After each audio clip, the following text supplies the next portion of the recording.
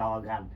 তো তার সাথে কোনো কথা হয়েছে কিনা বা সোহেল রানা সাহেবের সাথে যখন কথা বললেন ওই অভিজ্ঞতাটা একটু জানতে চাচ্ছি। দেখুন এখানে একটা ফ্যাক্টর, সিনেমা বা গান যে কোনো কিছুর মেন মালিক হলো প্রডিউসার। মেন মালিক হলো প্রডিউসার। সো আমি প্রডিউসারের কাছ থেকে পারমিশন নিয়েছি যেহেতু, তো তারপরে আর প্রয়োজন হয় না সিঙ্গার বা সুরকার।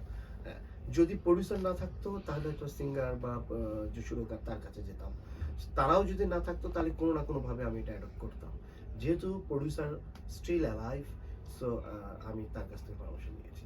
তো সবথেকে বড় কথা হলো এই গানটাকে বাঁচিয়ে রেখেছে এতদিন উড়ালাইলা, এবং সোহেলানা স্যারও কিন্তু এই গানটা যখন আমাকে বলেছে, এই গানটা যখন রেকর্ড করে তখন রেকর্ডিং সময় উনি সব সময় সাথে ছিল, এবং আমাকে বলেছে যত দিন রেকর্ডিং হয়েছে তত দিন এই গানের সাথে সোহেলানা স্যার ছিল।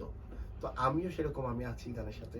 তো আমি জানি না সেই পর্যায়ে নিতে পারবো কিনা, কিন্তু সংস্কৃতি আমাদের যেটা আছে, আমাদের যে হিট গানগুলো আছে এইগুলোকে রিফর্ম করে আমরা যদি এখন না দেখাতে পারি যে কোনোভাবে, তাহলে আমাদের নেক্সট জেনারেশন তো বুঝবেই না আসলে একসময় কি গান ছিল, কি কালচার ছিল, কতটুকু ডেপথ ছিল, এটা বুঝবে না।